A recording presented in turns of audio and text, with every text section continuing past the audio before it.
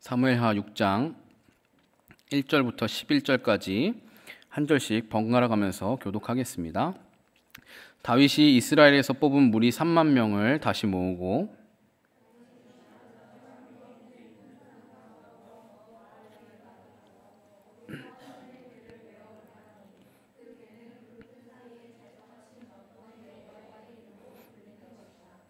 그들이 하나님의 궤를 쇠술에 싣고 산에 있는 아비나답의 집에서 나오는데 아비나답의 아들 우사와 아효가 그 쇠수레를 모니라.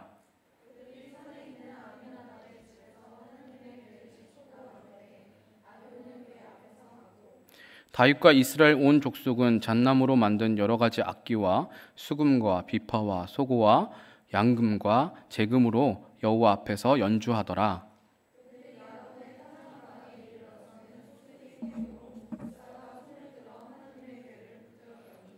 여호와 하나님이 우사가 잘못함으로 말미암아 진노하사 그를 그곳에서 치시니 그가 거기 하나님의 궤 곁에서 죽으니라.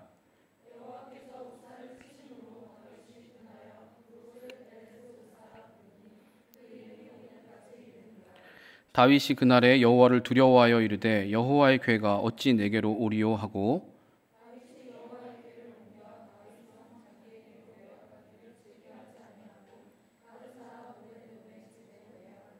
함께 읽습니다. 여호와의 궤가 가드 사람 오벳에돔의 집에 석 달을 있었는데 여호와께서 오벳에돔과 그의 온 집에 복을 주시니라. 아멘. 지난달 제가 사무엘하 2장 본문으로 엿주 아레데라는 설교를 전하였을 때는 다윗이 보여준 하나님의 음성에 귀 기울이는 삶에 대한 것을 나누었었습니다. 나의 생각과 나의 지혜를 신뢰하지 않고 말씀과 성령님이 인도하시는 길을 따라가는 것이 바로 믿음의 삶을 살아가는 자들의 태도라는 것들을 이야기하였습니다. 연말까지 좀 이 사무엘하 말씀 가운데 있는 다윗의 삶을 살펴보면서 우리가 어떤 믿음의 태도로 살아갈지에 대해서 나누고자 합니다. 오늘은 다윗이 여호와의 언약궤를 예루살렘으로 가지고 오면서 겪게 된 이 사건을 통해 신앙의 삶에 있어 중요한 원리와 원칙들을 좀 점검해 보고자 합니다. 오늘 본문의 이 사건은 여러분들도 참 잘 아는 그런 사건일 것입니다. 그리고 여기에 등장하는 우사라는 이름도 비록 불행한 이유로 기억되기는 하지만 잘 기억되고 있는, 여러분들이 익히 알고 있는 그런 이름입니다. 본문의 사건에 대한 배경을 좀 우선 설명을 하려고 하는데, 다윗이 예루살렘 성으로 가지고 가려고 했던 이 여호와의 언약궤는 여호와 하나님께서 이스라엘 가운데 임재하심을 상징하는 아주 중요한 성물이었습니다. 이걸 소재로 만든 영화도 있어요. 인디아나 존스라고 아세요? 네. 여기서 연식이 좀 드러나는데 인디아나 존스 이제 3편에 보면 이 3편 맞나? 네. 레이더스라고 해가지고 이 법궤를 가지고 찾는, 법궤가 지금은 이제 사라졌거든요. 지금은 없는데 이 법궤를 막 찾아서 인디아나 존스가 막 이렇게 찾아다니는 그런 내용이에요. 근데 그만큼 이 여호와의 언약궤는 굉장히 중요한 의미를 가지고 있는 아주 중요한 성물이었어요. 출애굽해서 광야 생활을 할 때 하나님께서 모세를 통하여서 주신 율법을 기준으로 제작되었습니다. 그리고 40년 광야 생활을 하나님 중심으로 살아가는데 의미적으로 보든지 실제 물리적 위치로 보든지 진정으로 그들의 중심에 위치해 있었습니다. 제가 이전에 설교 때 한 몇 번 그런 언급들을 예를 들어서 설명해 드린 적이 있는데, 이스라엘 백성들이 광야에서 움직일 때 그냥 아무렇게나 막 돌아다닌 게 아니에요. 그냥 가자 그러면 그냥 우르르 일어나서 간 게 아니라 오와 열을 맞춰서 그리고 진영을 갖추고 움직였어요. 그리고 이스라엘 백성들이 광야에서 멈춰 있을 때는 진을 치고 장막을 치고 하는데, 그 장막 동서남북으로 가운데 성막을 치고 그 안에는 여호와의 언약궤가 지성소에 항상 있고 동서남북으로 세 지파씩 꼭 진을 쳤습니다. 진행할 때는 그 가운데에 여호와의 언약궤가 있고 앞에 서서 가는 지파들이 있고 뒤에서 따라가는 지파들이 있고 그것들이, 그런 이제 규칙들이 꼭 정해져 있었어요. 그래서 그들의 삶의 실제적인 물리적인 중심에도 언제나 여호와의 언약궤가 있었지만 항상 하나님이 우리 가운데 계신다, 하나님이 우리와 함께 하신다, 하나님이 우리를 인도하신다라는 그 상징으로, 하나님이 우리 이스라엘 백성들 가운데 거하신다라는 그 상징으로 이 여호와의 언약궤가 사용되었던 것으로 볼 수 있습니다. 이 여호와의 언약궤는 하나님께서 이스라엘과 언약을 맺으시는 걸 의미해요. 너희는 내 백성이 되고 나는 너희의 하나님이 되겠다라고 하신 그 약속으로 내가 너희 가운데 항상 임하겠다라는, 같이 있겠다라는 그 의미로 언약궤를 두신 거예요. 동시에 하나님께서 그들과 함께 하신다는 그런 가시적인, 하나님은 눈에 보이시지 않으니까 그것이 가시적으로 보여지는, 물론 언약궤도 성막 안에 쌓여져 있어서 일반인들에게 볼 수가 없죠. 근데 성막이 있는 그곳에 여호와의 언약궤가 있다라는 것을 사람들은 그 성막을 보면서 항상 알고, 그래서 하나님이 우리 가운데 계신다는 것을 가시적인 상징으로 파악하고 알 수 있는 아주 중요한, 이스라엘의 어떻게 보면 정체성과 같은 그런 물건이었습니다. 언약궤를 신격화해서도 뭐 안 되겠지만, 이 여호와의 언약궤는 하나님께서 직접 명시하셔서 만들라고 하셨고, 하나님이 실제로 그 여호와의 언약궤가 있는 그 자리, 시은좌라고 말하죠. 하나님의 발등상이라고 표현하는 그 자리에 실제로 임재하셨기 때문에 이 언약궤를 다루고 관리하는 것은 그냥 아무나 막 할 수 있는 것이 아니고 아무렇게나 할 수 있는 것이 아니었어요. 굉장히 엄격하고 까다롭게 하나님이 율법으로 주신 그 항목을 가지고 철저하게 율법을 다루고 움직이고 만지고 하는 것들을 지켰어야 했습니다. 그래서 여호와의 언약궤를 이동할 때에는 반드시 레위인 중에서 고핫 자손, 그냥 레위인도 아니고 레위인 중에서 고핫 자손, 구별하고 구별한 사람들 중에서 이 여호와의 언약궤를 맬 수 있었고, 여호와의 언약궤가 이동할 때는 반드시 그 제사장 레위인의 어깨에 매야 했습니다. 그리고 여호와의 그 언약궤를 보면 각 귀퉁이 이제 사각 네모 모양으로 되어 있다면 각 귀퉁이에 금으로 된 이제 고리가 있어요. 거기에다 금을 칠한 채를, 긴 막대기 같은 거죠, 그것을 꿰어서 이제 두 줄로 이렇게 돼서 평행으로 돼서 앞뒤로 각각 두 사람씩, 총 4명이 어깨에다 메고 이동하는 것입니다. 굉장히 무거운 무게이지만 이동할 때는 꼭 이렇게 해야만 했습니다. 또 그 누구도 함부로 언약궤에는 손을 댈 수가 없습니다. 성막과 성전의 가장 안쪽이자 1년에 단 한 번 대제사장만이 들어갈 수 있는 곳인 지성소에 보관되어 있었다라는 그 사실만으로도 이 언약궤를 아무나 함부로 만질 수 없다라는 것을 우리는 알 수 있습니다. 1년에 딱 한 번 대제사장만 들어가서 만지는 것도 아니고 보는 거예요. 그리고 이동할 때만, 그것을 이동할 때에만 고핫 자손들이 들고 이동하는 것이죠. 이렇게 함부로 여호와의 언약궤를 만질 수 없고 대할 수 없다는 것을 알 수 있는 사건이 바로 사무엘상 6장에 나옵니다. 우리가 읽은 건 사무엘하 6장인데 사무엘상 6장에 그 사건이 나오는데요. 그 사건을 보기 전에 한 가지만 더 설명을 드리자면, 본래 이 여호와의 언약궤는 실로라는 곳에, 가나안의 실로라는 곳에 하나님의 성막과 함께 있었습니다. 사사 시대를 거치면서 이스라엘 백성들이 도덕적으로나 신앙적으로 밑바닥을 치게 됐어요. 그 이스라엘이 당시 블레셋과의 전투에서 전세가 굉장히 불리해지자 이스라엘 장로들이 여호와의 언약궤를 가져오면 우리가 이길 수 있을 것이다라고 여겨서 실로에서 언약궤를 가지고 옵니다. 그때 그 실로를 지키고 있었던 사람이 사무엘을 맡아서 키웠던 엘리 제사장이었고, 그 언약궤를 들고 나간 사람들이 누구냐면 엘리의 굉장히 악한 아들들이었던 홈리와 비느하스였죠. 마치 이스라엘 백성들은 여호와의 언약궤가 부적인 것처럼 이걸 우리가 지니면 이길 수 있다, 마치 부적을 지니고 있으면 내가 나한테 저주가 임하지 않고 나한테 복이 올 거다라고 생각하는 것처럼 여호와의 언약궤를 마치 부적처럼 여겼던 거죠. 그렇기 때문에 결과는 어떻게 됐을까요? 크게 패합니다. 블레셋과의 전투에서 아주 크게 패하고, 그날 홈리와 비느하스도 죽고 여호와의 언약궤는 블레셋에게 뺏기고 그 소식을 들은 엘리도 죽게 되죠. 전리품으로 이제 블레셋 입장에서는 이 여호와의 언약궤를 취하게 된 것이죠. 그 여호와의 언약궤를 취하게 됐는데, 이 여호와의 언약궤를 건들 때마다 자꾸 불행한 저주가 임하게 되는 사건들이 벌어지죠. 그 블레셋 사람들이 섬기던 신은 다곤이라는 신이었어요. 다곤의 신전에다가 전리품이니까 옆에다 갖다 놨는데 그 다음날 가보니까 다곤 신상이 쓰러져 있는 거예요. 무지 세워놓으니까 또 쓰러져. 그 다음날 가보니까 이젠 아예 목이 댕강 부러져서 문지방에 떨궈져 있는 거죠. 그래서 블레셋 사람들이 그 이후부터는 문지방을 밟지 않는다, 뭐 이런 속담이, 전설이 있다, 뭐 이런 이야기들이 이제 성경에 나오는데, 그런 일들이 자꾸 일어나고 악한 질병들이 막 일어나고 여러 가지 재해들이 막 일어나는 현상이 벌어져요. 이런 일들이 자꾸 괴로운 일들이 일어나니까 이 사람들이, 블레셋 사람들이 불안해하면서 이거를 다시 이스라엘로 돌려보내겠다, 우리가 감당할 수가 없다 하면서 이 재앙 때문에 그것들을 피하기 위해서 이 언약궤를 이스라엘 땅으로 다시 돌려보내는 이야기들이 사무엘상 5장 6장에 좀 자세하게 나와 있습니다.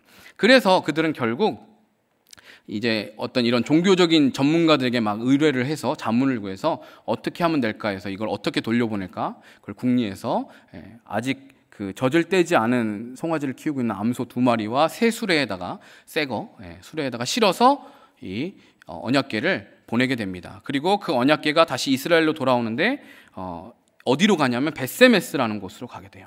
그 벳세메스라는 곳에 여호와의 언약궤가 소들이 끌고 오는 수레에 의해서 도착하게 되고, 그래서 벳세메스 사람들은 처음에 그 언약궤를 보고 굉장히 기뻐해요. 원래 이스라엘의 그 언약궤이기 때문에 아주 중요한 물건이기 때문에 기뻐하죠. 그래서 레위인들이 그것을 이제 큰 바위에다 옮겨 놓고 거기서 바로 이제 그 소를 잡아서 이제 제사를 드리고 막 이렇게 하는데요. 그런데 그 이후에 그들이 어떤 이유에선지 여호와의 언약궤를 들여다봐요.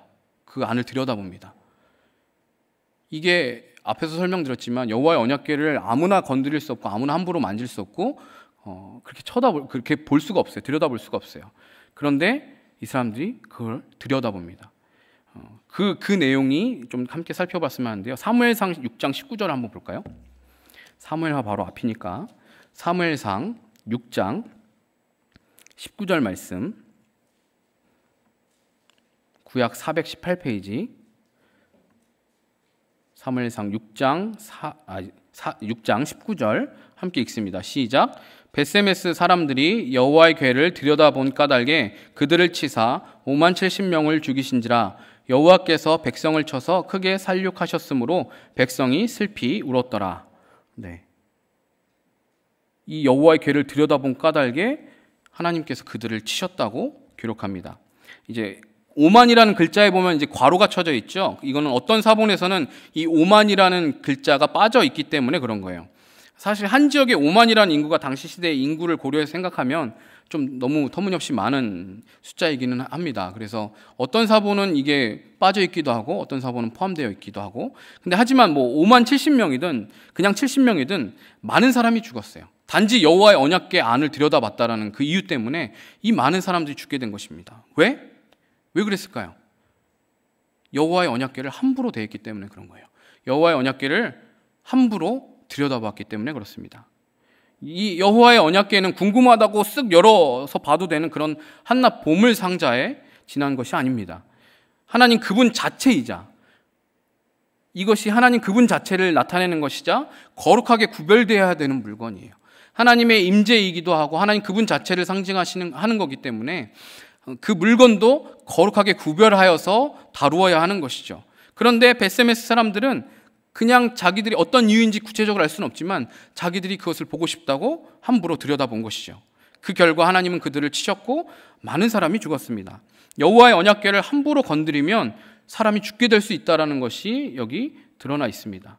이 사건 이후 여호와 언약궤는 기럇 여아림, 오늘 본문에서는 이제 2절에 보면 바알레 유다라고 나와 있는데요. 이거 같은 지명이에요. 기럇 여아림이 바알레 유다예요. 기럇 여아림으로 옮겨지게 돼요. 그리고 그 기럇 여아림의 아비나답, 오늘 여기 본문에도 나와 있는 아비나답이라는 사람의 집에 대략 70년에서 80년 정도를 머물게 됩니다. 그래서 굉장히 오랜 시간을 방치가 돼요. 그러나 사울이 왕이 된 이후에도, 이때 당시에 이제 사무엘은 이제 이스라엘의 마지막 사사였는데 이 사무엘이 끝나고 이제 새롭게 초대 왕이 세워진 게 사울이잖아요. 사울이 왕이 된 이후에도 이스라엘에게 있어서 굉장히 중요한 의미를 지닌 이 여호와의 언약궤는 국가적으로 방치가 돼 버려요. 이들의 신앙의 정체성이자 하나님 언약의 상징인데도 불구하고 이것을 찾아서 돌보거나 관리하거나 혹은 뭐 수도로 옮겨오거나 하는 제스처를 전혀 취하지 않죠. 생각해 보세요. 국보, 보물, 이거를 어디 외국에 빼앗겼다가 다시 찾았는데 그걸 나라에서 관리를 안 하는 거예요. 국경 지역 어디에 그냥 동네 마을 이장님이 70년간 보관하고 있다고 생각해 보세요. 그거는 정말 말도 안 되는 일인 거잖아요. 아니 이렇게 귀한 거를, 이렇게 중요한, 역사적으로 중요한 의미를 지닌 이 물건을 그냥 이렇게 방치해 두다니, 그건 말도 안 되는 일인 거죠. 근데 7, 80년 동안 그런 일들이, 여호와의 언약궤를 이스라엘 백성들이 그냥 그렇게 방치하는 일들이 일어나는 것이죠. 그런데 이제 다윗이 왕이 된 이후에 이제 다윗이 온 이스라엘 지파의 지지를 받아서 하나의 국가로서 연합하기까지 좀 오랜 시간이 걸렸어요. 유다 지파의 지지를 받아서 왕이 되긴 했지만 여전히 사울의 그 잔존 세력이 남아 있어서 그 세력까지 다 정리가 되고 온 지파의 지지를 받기까지는 좀 시간이 걸렸죠. 주변 국가들도 이제 그 이후에 평정하고 정리를 하고 안정을 찾게 되면서 그 이후에 다윗이 가장 먼저 한 일이 바로 예루살렘으로 이 여호와의 언약궤를 가지고 오는 것이었어요. 다윗의 마음에는 항상 여호와의 언약궤를 어떻게 할 건지에 대한 고민이 있었던 거죠. 그러니까 자기가 온 이스라엘 다스리는 왕이 되었을 때 가장 먼저 여호와의 언약궤를 수도인 예루살렘으로 가지고 오는 것이었어요. 이것은 그가 언약궤의 의미가 얼마나 중요한지 알기 때문이고, 동시에 통일 이스라엘을 그가 통치하면서 자기가 이 나라의 주인이 아니라 하나님께서 이 나라의 주인이다라는 사실, 그리고 왕이 아닌 하나님이 다스리신 자기가 왕인 자신이 다스리는 게 아니라 하나님이 다스리시는 나라로 세우겠다라는 그 중요한 의지가 담겨있는 어떤 그런 행동인 거죠. 그런 표현인 거죠. 또 이미 정치적인 수도로서 중요한 역할을 하고 있는 이 예루살렘에 이 다윗이 언약궤를 가지고 오므로 종교적인 의미로도 수도의 의미를 갖게 한 것을 가지고 있죠. 그래서 정치적으로도 이 백성들을 결속하게 하는 것이고, 종교적으로도 이스라엘 백성들이 하나로 결집될 수 있게 만드는 거죠. 온 이스라엘을 하나로 집약시키고 여호와 중심의 신앙, 언약궤를 수도로 가지고 오면서 여호와 중심의 신앙으로 결집하는 그 효과를 가지게 되는 것입니다. 그래서 다윗이 군사 3만 명을 선별을 합니다. 이 언약궤를 가지고 오기 위해서, 이 언약궤 하나를 가지고 오기 위해서 3만 명이라는 군사를 선별하여 뽑아요. 그리고 온 백성들이 보는 앞에서 성대하게 이 일을 진행합니다. 수많은 사람들의 동참과 지지를 볼 때 이것은 누가 봐도 옳고 선한 결정이었어요. 필요한 일이었어요. 아, 다윗 참 잘하고 있다, 이런 모습이었죠. 다윗의 의도도 하나님의 임재와 언약을 상기시키는 이 언약궤를 수도로 가지고 와서 예배를 회복하고 나라의 주권을 하나님께 맡기며 물으려고 하는 아주 선한 의도를 가지고 있었습니다. 그런데 문제가 발생해요. 다윗은 분명히 이런 선한 의도, 많은 사람들이 다 동의하고 동감하는 중요한 아주 선한 일들을 행하고 있었는데 문제가 발생합니다. 여러 가지 악기를 연주하고 성대하고 아주 기쁘게 언약궤를 옮기다가 나곤의 타작마당이라는 곳에 이르렀는데 갑자기 언약궤를 실은 수레를 메고 있던 소들이 날뛰게 된 겁니다. 언약궤가 그러니까 어떻게 될까요? 언약궤가 떨어지려고 하겠죠. 소들이 날뛰니까 언약궤가 그 위에 있던 게 막 떨어지려고 하겠죠. 그때 그 옆에 있던 아비나답의 아들, 아마 진짜 아들은 아니고 아마 손자 될 거예요. 이 아비나답의 아들 중 한 명인 우사가 손을 들어서 그 궤를 붙들게 됩니다. 근데 그 즉시로 하나님께서 우사를 치셔서 그가 죽게 됩니다. 이 장면을 다윗이 보고 두려워하면서 언약궤를 다윗성으로 가져가는 것을 임시로 중단해요. 어휴, 어떡하지? 안 되겠다.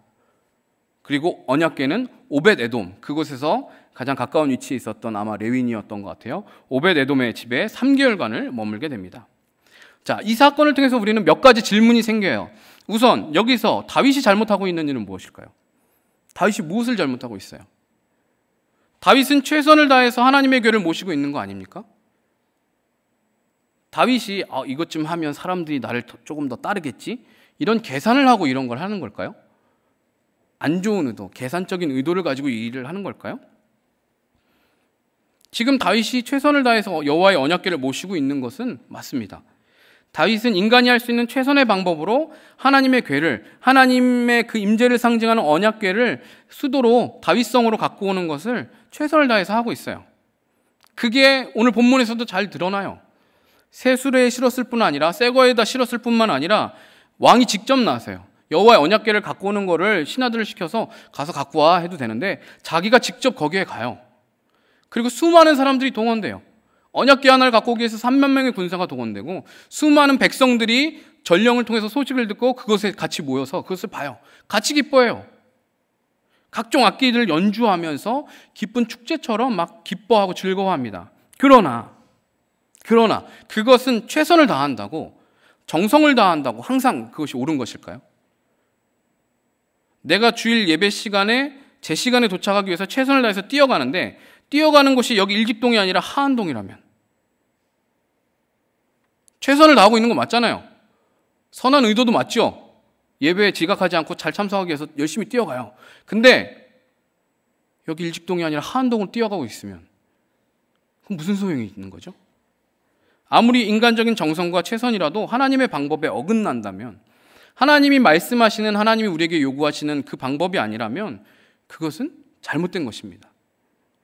성경 기자가 다윗이 사용한 인간적인 수단과 방법을 장황하게 설명해요. 그가 얼마나 정성을 들이고 그가 얼마나 열심히 여호와의 언약궤를 사모하면서 가지고 오려고 하는지 그거를 장황하게 기술해요. 근데 이것은 하나님의 일은 하나님의 방법대로 해야 한다는 것을 역으로 보여주기 위해서, 대비시키기 위해서 일부러 이렇게 기록하는 거예요. 서두에도 말씀드렸지만 여호와의 언약궤는 반드시 율법으로 지정한, 즉 거룩하게 구별된 방식으로 다루어야 돼요. 반드시 레위인이 직접 금으로 된 채를 귀퉁이에 끼우고 어깨에 메고 가야 됩니다. 사람이 메고 가야 되는 거예요. 짐승이 싣고 가는 게 아니라. 사람도 레위인 고앗 자손이 그것을 메고 가야 합니다. 그런데 지금 언약궤를 어떻게 가지고 가죠? 수레에다 싣고 소가 끌고 가요.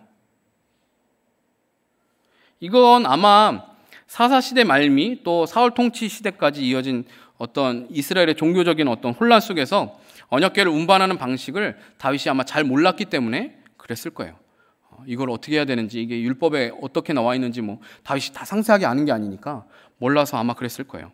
대신 이전에 아마 유추해 보기로는 다윗은 이전에 이 여호와의 언약궤가 블레셋 사람들로부터 다시 돌려보내질 때, 이스라엘 땅으로 돌려보내질 때 사용했던 그 전례, 암소 2마리가 새 수레에다가 고기에다가 언약궤를 싣고 왔던 것, 그 전례를 그대로 따라간 거예요.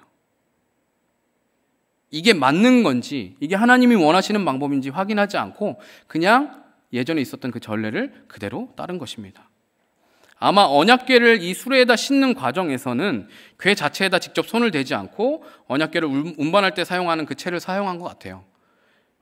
만약 그렇지 않았다면 수레에 실을 때부터 아마 사람이 죽었겠죠.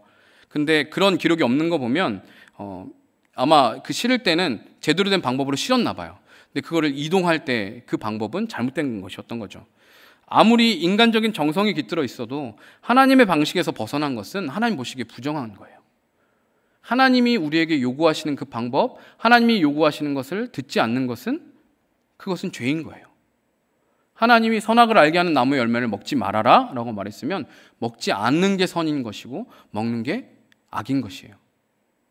그게 도덕적으로 어떤 게 더 옳고 선하고 그런 게 아니라 하나님이 말씀하시고 하나님이 요구하시는 방식, 그 방법을 따라가지 않으면 그게 부정한 것이 되는 것이죠. 다윗은 언약궤를 옮기는 중요한 일을 앞에 두고 하나님께 묻고 율법을 점검하는 것을 통해서 분명히 그것을 확인할 수 있었을 텐데 그렇게 하지 않은 거죠.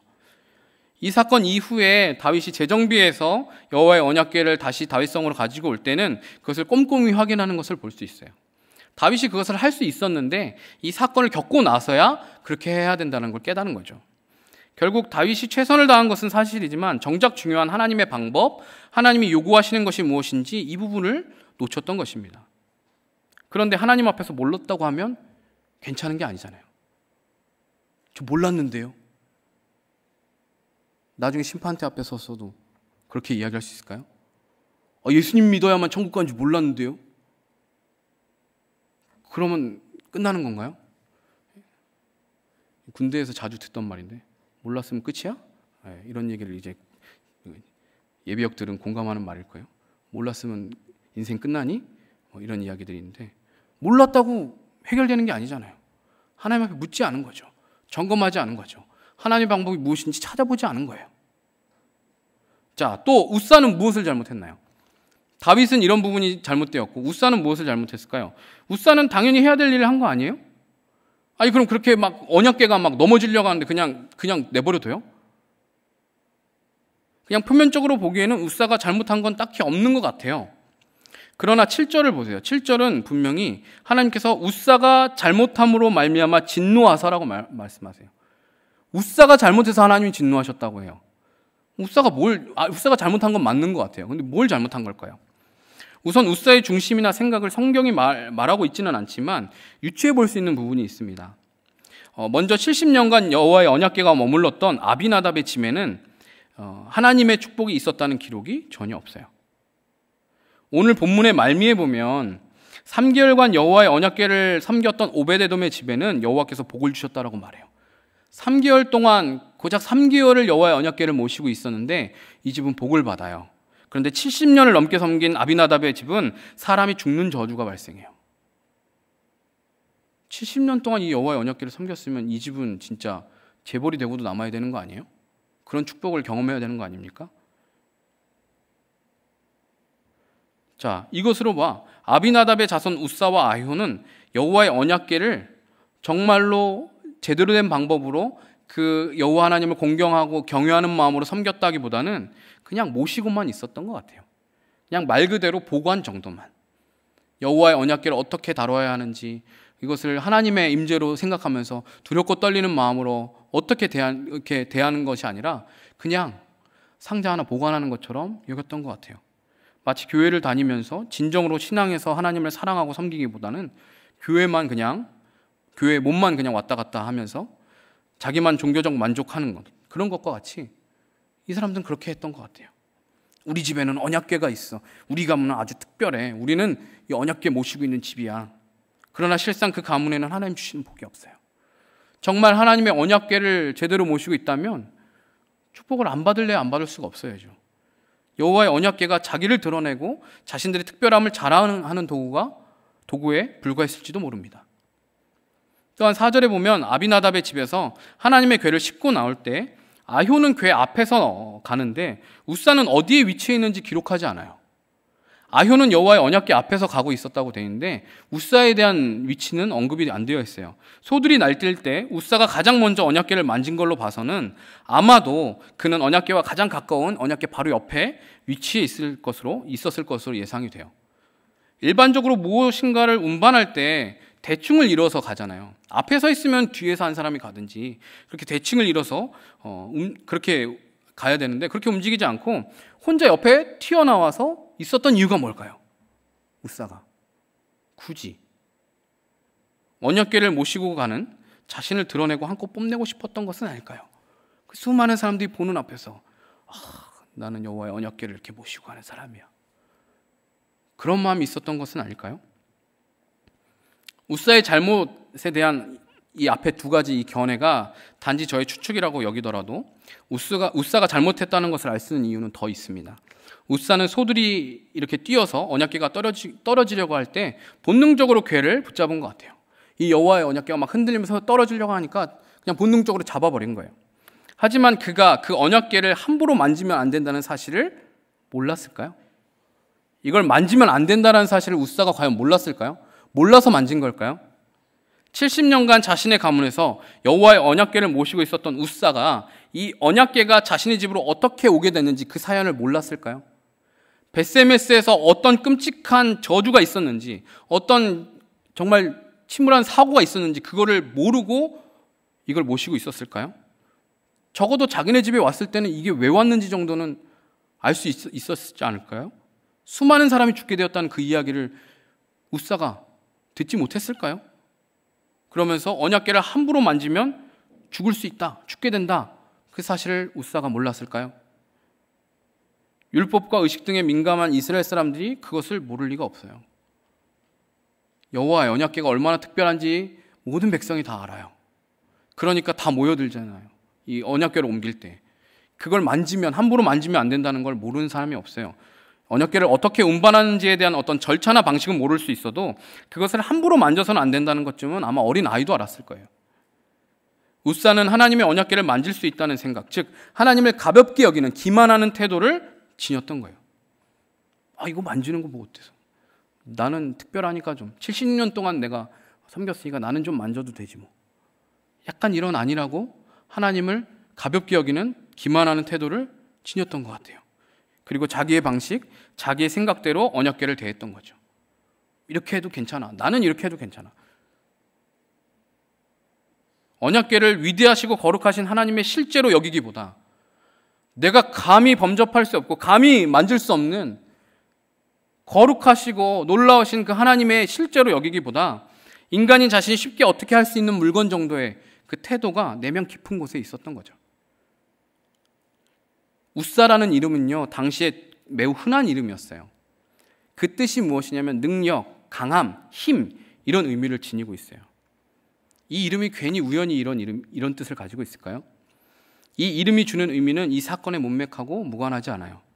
어쩌면 자기의 이름의 의미대로 우사는 인간적인 힘으로 자기의 강함을 뽐내면서 여호와의 궤를 붙들었었던 거예요.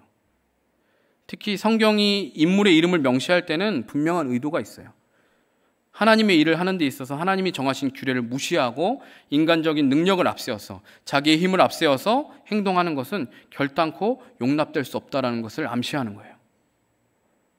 웃사는 자기 이름처럼 자기의 힘으로 여호와의 언약궤를 붙잡았다가 여호와의 진노를 받아 죽게 된 것입니다. 7절의 진노 화살을 원어상으로 번역하면 이렇게 해석할 수 있어요. 그리고 여호와의 노가 웃사 안에서 혹은 웃사를 대항하여서 불붙었다. 여호와의 노가 웃사 안에서 불붙었다라고 그대로 직역하면 그렇게 돼요. 여기서 불붙다라는 그 표현은 진노라는 단어와 함께 사용되면서 쓰이는 히브리어의 관용적인 표현이에요. 진노가 불붙는다 이런 표현인 건데, 그거이기도 하지만 이것이 하나님께 적용될 때는, 그냥 보통 사람에게 적용될 때는 때 말고 하나님에게 적용될 때는 더 특별한 의미를 가져요. 하나님의 진노가 불붙다라는 표현을 하면 굉장히 특별한 의미가 되는 거죠. 하나님의 불은요, 하나님의 거룩한 속성을 상징해요. 하나님의 불, 거룩하심을 상징합니다.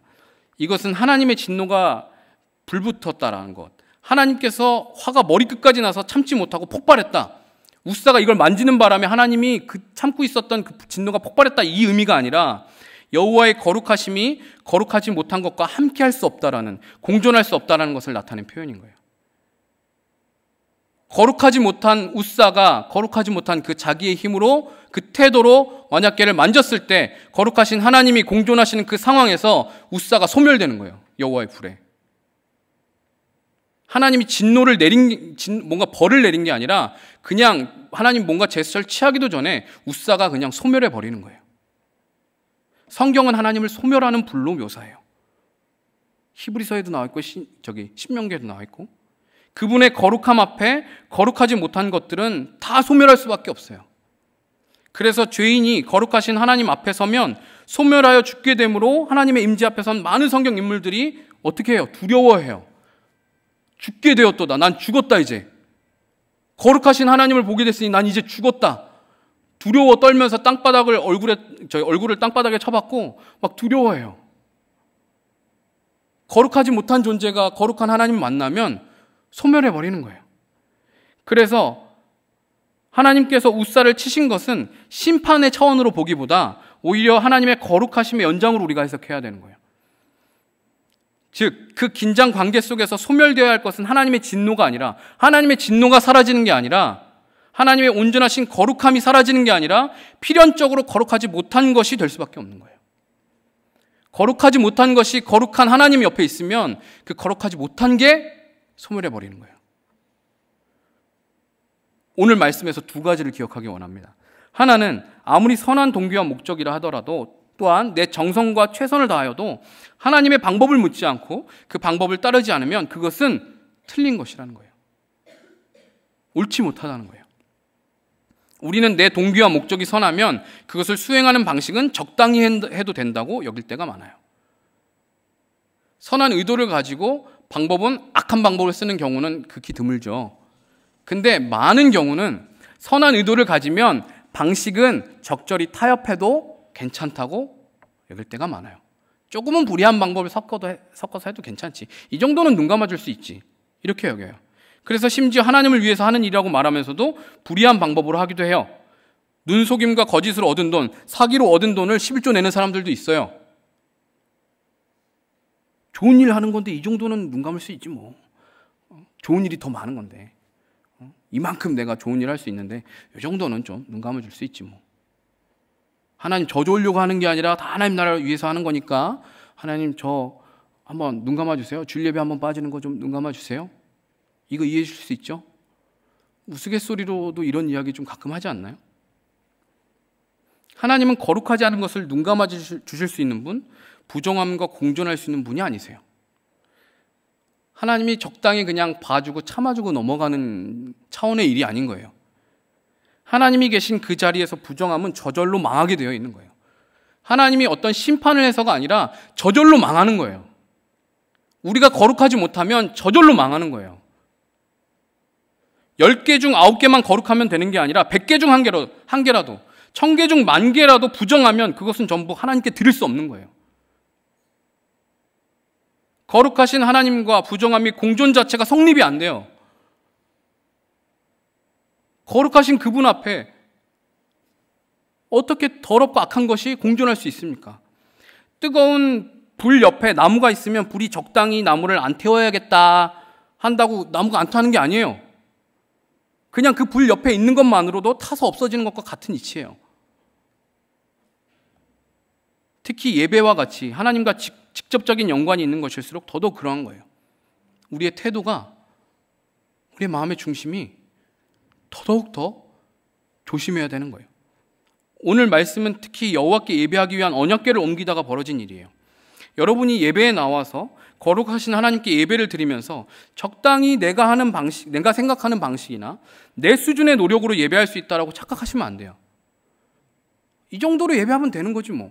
이 정도로 하면 되는 거지 뭐. 예배 온 게 어디야? 굉장히 위험한 생각입니다. 형식보다는 그 의미가 중요하다는 말로 예배의 형식이나 예식을 가볍게 여기거나 하찮게 여기는 우를 범하지 마십시오. 예배 형식도 중요해요. 예배에 나오는 게 중요하지 잠깐 와서 자거나 딴짓하는 것 정도는 좀 괜찮지 뭐. 여러분, 남자친구 여자친구한테도 한번 그런 소리 해보세요. 널 만나는 게 중요하지 너 말할 때 잠깐 졸고 핸드폰 하는 것 정도는 괜찮지 않니? 뺨 맞을걸요? 그런 얘기하면? 제정신이니? 그런데 하나님 앞에서 하나님을 만나는 그 자리에 와서 너무 그 전날 막 밤을 새서 잠을 못 잤어. 어쩔 수 없이 막 조는 건 모르겠어요. 근데 저녁 깨려는 의지 없이 자, 딴짓해. 예배 드리는 건 마음이 중요하지 앉아서 드리나 서서 드리나 그게 뭐가 중요해? 예배는요, 처음부터 끝까지 서서 드려도 부족해요. 하나님이 물구나무 서서 예배 드려 그러면 그렇게 해야 돼요. 현실상 그럴 수 없으니까 꼭 필요한 때에 하나님께 경배하는 마음으로 서서 무엇인가 우리가 할 때는 서서 하는 거예요. 나는 오늘 좀 피곤하니까 앉아 있어야겠다. 그런 태도로 예배 드릴 수 있는 게 아니라고요. 예배에 참석하는 게 중요하지 조금 늦는 건 괜찮아. 10분 그 정도. 여러분 비행기 타러 공항 갈 때도 그런 생각으로 비행기 타세요? 비행기 타는 게 중요하지 조금 늦게 타면 어때? 큰일 나죠. 해외여행 갈 때 비행기 탈 때는 그렇게 시간 지켜서 타면서 왜 예배 시간을 안 지킬까요? 억지로 드리는 헌금 어차피 하나님 받지 않으신데 그러느니 마음이 생기면 헌금해야지. 이런 마음을 가지면요 평생 11조 헌금할 마음이 안 생겨요. 억지로라도 해야 되는 게 있는 거예요.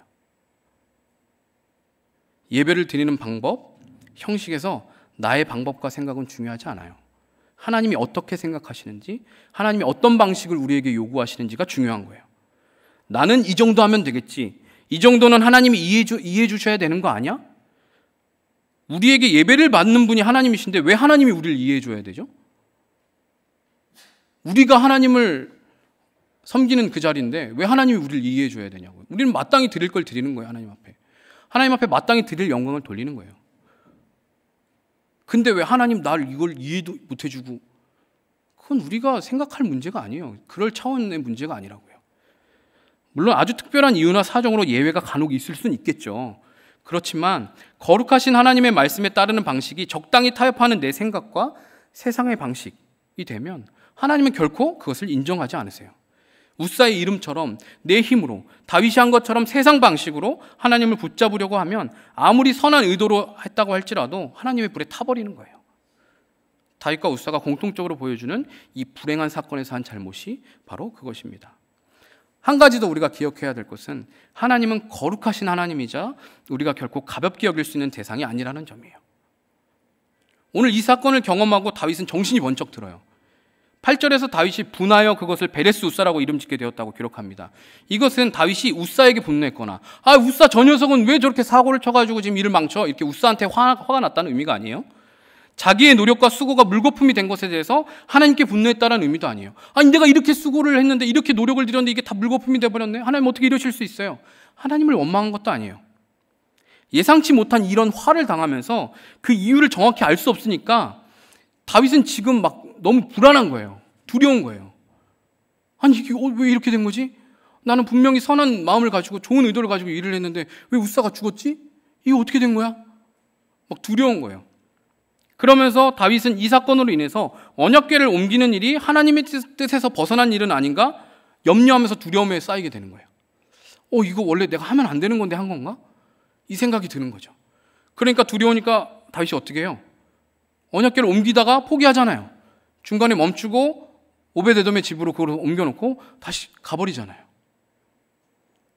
얼마 동안 이 언약궤를 가까이 하기를 두려워하면서 오베데돔의 집에다 두고 옮길 생각조차 안 해요. 3개월 동안. 하나님이 얼마나 거룩하신 분인지 상상조차 할 수 없다는 것을 다윗은 이 사건을 통해서 조금이나마 깨달은 거예요. 결국 이 사건을 통해서 다윗은 모든 예식과 율법의 말씀이 서로 떨어질 수 없는 관계인 것을 배우면서 하나님의 거룩하심이 성막에서뿐만 아니라 모든 곳에서도 지켜야 한다는 것을 배우는 거죠. 그리고 이 오벳에돔의 집에 하나님이 복을 주시는 것을 보면서 3개월이 지나고 나서 소식을 들어보니까 그 오벳에돔의 집에 여호와의 언약궤를 모시고 섬기고 있는 이 오벳에돔의 집에 복이 쏟아 부어지고 있다는 것을 들으면서 여호와의 언약궤를 가지고 올 수 있겠구나, 가져와야 되겠구나, 그 용기가 생기는 거예요. 그만큼 하나님은 이 다윗이 보이는 반응처럼 하나님은 우리가 함부로 대할 수 없는 분이며 우리가 두렵고 떨리는 마음으로 대해야 될 하나님이세요. 하나님이 거룩하시다는 것은 부정한 우리가 감히 우리의 작은 생각과 지혜로 측량하거나 이해할 수 없고 감히 그분을 속여보거나 그분을 어떻게든 우리의 어떤 방식으로 설득할 수 없는 분이라는 거예요. 세상 종교는 그 신들을 잘 얼르고 달래서 내 정성을 들여서 어떻게든 설득해서 혹은 눈가림으로 속여서 무엇인가를 얻어내죠. 원하는 것을. 근데 하나님은 그런 분이 아니에요. 하나님께서 우리를 위해서 인간의 몸으로 이 땅에 오시고 우리를 친구라고 불러주시니 하나님을 가볍게 여기거나 그게 맘먹어도 된다라는 의미는 아니에요. 근데 우린 착각해요. 예수님이 너희는 나의 친구라 그러니까 진짜 친구 먹으려고 그래요. 예수야! 그러면 안 되는 거예요. 예수님이 그렇게 대해준다고 나도 똑같이 예수님 막대하고 예수님한테 물론 예수님 우리한테 막대한 건 아니지만 예수님한테 함부로 하고 예수님 가볍게 여기고 예수님이 정말 친구 정도에 되는 어떤 그런 친근함이 있다라는 거지 친구니까 함부로 대하고 쉽게 여기고 적당히 약속도 안 지켜도 되고 그런 분으로 여기면 안 되는 거죠. 하나님이신 예수님께서 이 땅에 인간의 몸으로 오셨고 우리를 사랑하셔서 지극히 낮아지신 것은 맞지만 우리가 함부로 대하거나 경홀히 여길 분이 아니세요. 하나님을 경외한다라는 표현은요, 두려운 마음과 사랑하는 마음이 공존하는 표현이에요. 두려운 마음으로 사랑하는 거예요. 사랑은 무례히 행치 않듯이 하나님을 사랑한다고 하나님은 우리를 사랑하신다고 하나님께 무례히 행해서는 안 되는 거예요. 그런데 우리는 하나님께 무례히 행하지 않나요? 다른 걸 다 떠나서 여러분이 예배드린 이 예배 시간에 여러분의 태도를 한번 생각해 보세요. 나는 하나님께 과연 어떤 태도로 예배드리는가? 무례한 태도로 하나님 예배하지 않는가? 예배드리면 되지. 하나님 이 정도는 이해해 주셔야지. 이런 생각으로 예배하지 않나요?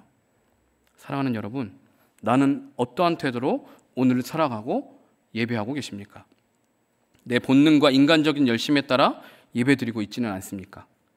말씀의 원칙을 지켜서 하나님의 방법과 뜻대로 하십니까? 그렇게 살아가십니까? 아니면 내 지혜나 경험, 지식 등을 의지해서 적용하고 행동하십니까? 거룩하신 하나님, 소멸하시는 거룩한 불이신 하나님을 하찮게 우습게 여기는 태도로 그렇게 예배하거나 그렇게 서 있지는 않습니까? 아무리 화려한 예배라도 거룩하지 못한 방법이라면 하나님은 그 예배를 멈추게 하는 두려운 사건을 우리에게 주실 거예요.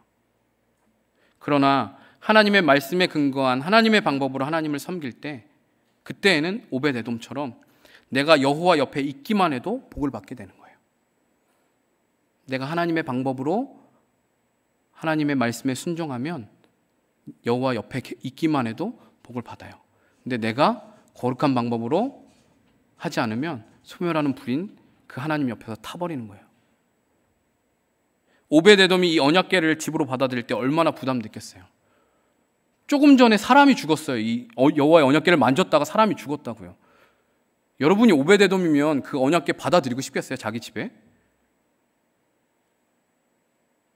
괜히 잘못 건드렸다 자기도 죽을 수 있단 말이에요. 근데 오벳에돔은 받아들여요. 그리고 3개월 동안 최선을 다해서 이 여호와의 언약궤를 잘 섬기고 잘 감당해요. 하나님이 그러니까 그의 집에, 그에게 뿐만 아니라 오벳 에돔과 그의 집에 복을 주세요. 내가 말씀에 순종하여서 십자가를 지는 적용을 하면, 내 죄의 본성을 거스르고 순종하면 하나님께서 나와 나의 온 집에 복을 주실 것입니다. 그렇게 거룩하신 하나님을 경외하며 우리의 방법 하나하나, 예배드린 태도 하나하나 나도 거룩함으로 하나님 앞에 묻고 순종하게 되는 저 여러분 되기를 주님의 이름으로 부탁드립니다. 네, 함께 찬양하고 기도하겠습니다.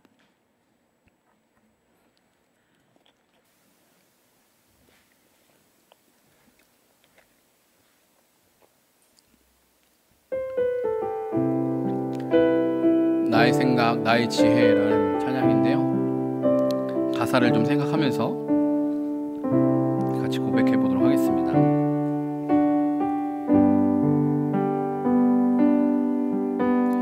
나의 생각, 나의 지혜 신뢰하지 않고 성령님이 이끄시는 길로 가게 하소서. 따라가게 하소서. 따라가게 하소서. 따라가게 하소서. 따라가게 하소서. 주님 따라가게 하소서. 따라가게 하소서. 따라가게 하소서. 주님 억울하고 손해보는, 억울하고 손해보는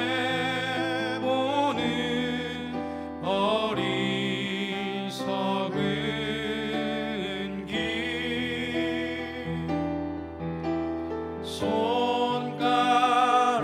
손가락질 받아도 순종하는